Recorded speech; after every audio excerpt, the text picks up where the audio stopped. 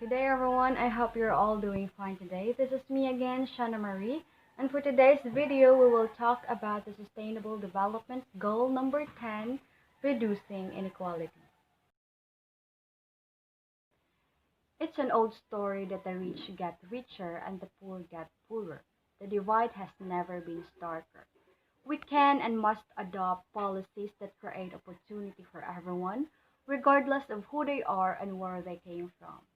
Income inequality is a global problem that must require global solutions.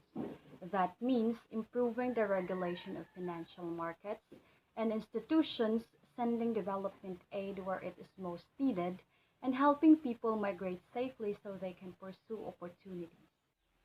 Labor standards. This refers to the standard conventions with respect to the workers in matters of basic worker rights, working conditions, wages to be paid, and also related to job security. Basically, it is done in order to improve labor employment on a global scale. Also, labor standard is the amount of labor time that is expected for the completion of a task. It is sometimes referred to as the standard labor rate. The labor standard concept is used when planning how many employees to assign to a task, which is part of the budgeting and planning processes. Also, a labor standard can be used to judge the performance of employees, which may be linked to bonus and retention plans. For example, if an employee can produce more than 10 units per hour, she will receive a bonus. Conversely, someone who cannot reliably produce at least 8 units per hour after a suitable training period will be given or will be let go or be required to take additional training. Labor standards are frequently used to develop labor variances. In particular, the amount of time stated in a standard is compared to the amount of actual labor experience, which results in a labor efficiency variance. Or the standard cost associated with a labor standard is compared to the actual labor cost incurred, which results in a labor rate variance. Labor standard for a complex process may include a number of individual labor standards that are compiled into a comprehensive labor routing. The labor routing itemizes the stages of work involved in the process and the labor required for each stage. This information can be used for a variety of purposes, including labor hiring plans. Labor hiring plans includes accounting for the value of ending inventory and the cost of goods sold, manufacturing process flow planning, and labor performances analysis. The cost of a labor standard includes not just the labor rate per hour of the labor classification assumed to be involved in the work, but also the employer-paid portion of payroll taxes and any related employee benefits.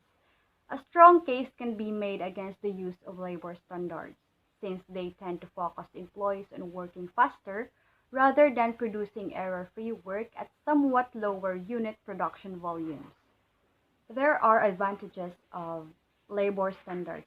First, it lays down rules and procedures against workplace discrimination, gender discrimination, and ensuring the well-being of employees.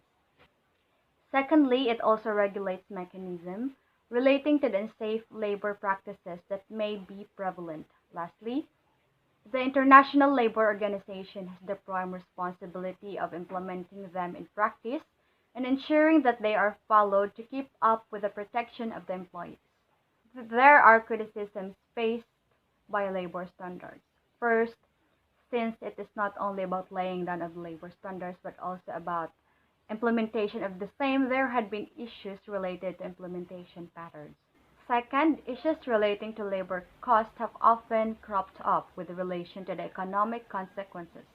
Third, the system of maintaining parity among countries in the basis of benchmarking, rather than taking into account the economic and social condition of the country, thus even through the labor standards, have had a positive influence. It is the manner in which the implementation is done, which contributes to the impact generated by it. In migration and mobility, the internal free movement of labor standard is a cornerstone of the policy agenda for some years, with underlying objectives of encouraging cross-country exchanges and balancing differences related to specific national systems. Migration and mobility are important aspects of this and are necessary for addressing skills imbalances, responding to labor market demands and providing opportunities for European Union citizens. Yet the European Union governments and social partners face many challenges associated with internal mobility in practice, including low uptake by citizens. The Europe 2020 strategy aims to facilitate and promote intra-European Union labor mobility and better match labor supply with demand, as well as to promote a forward-looking and comprehensive labor migration policy to attract talent from abroad and make better use of migrant skills. At the same time, the refugee and third country migration crisis continues to have a profound impact across the European Union and beyond. Migration is one of the European Commission's priority areas for 2015 to 2018.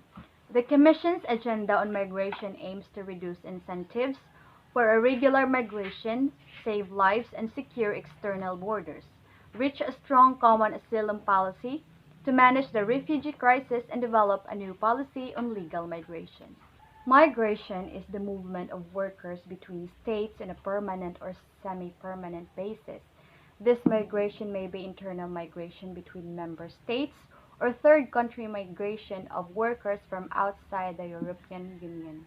In intra-European Union mobility, the movement of European Union nationals within the European Union, whether within a member state or between member states as mobile workers, in cases where this move is between member states and at least semi-permanent, this constitutes internal migration. Shorter terms movement includes the phenomena of posted workers and cross-border commuters. Eurofound has looked at trends and policies in relation to labor mobility in the European Union, as well as the situation of posted workers in the member states. Other research has focused on the impact of mobility and migration of healthcare workers in Central and Eastern European countries.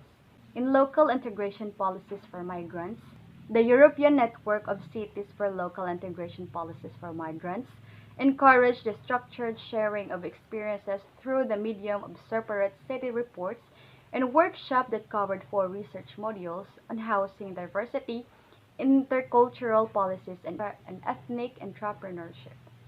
So that ends our video for today. Thank you for watching and God bless everyone.